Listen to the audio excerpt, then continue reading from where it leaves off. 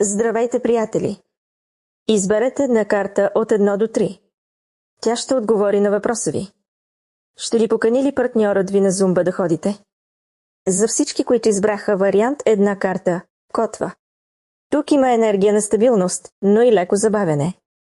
Партньорът ви мисли по темата, но може да е попредпазлив или да чака подходящ момент. Възможно е да се колебае дали ще ви хареса или дали ще имате време заедно. Показва се. Покана идва, но не веднага. Инициативата може да е понежна и несигурна.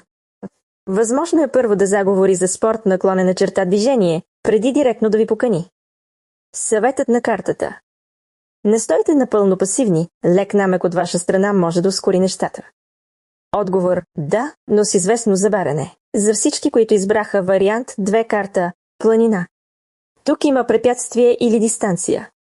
Партньорът ви или е много зает, или има вътрешно колебание. Може да се страхува от отказ, неудобство или просто моментът да не е подходящ. Картата показва забавена комуникация. Възможност плановете да се отлагат. Човекът мисли повече, отколкото действа.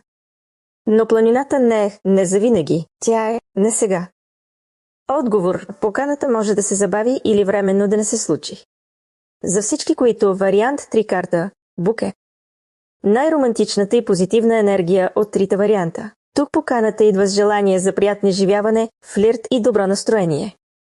Партньорът ви иска да прекара време с вас и вероятно ще подходи по мил и чаровен начин. Картата говори за спонтанна покана, забавление и лекота. Възможност това да ви сближи още повече. Отговор – да и то съвсем скоро.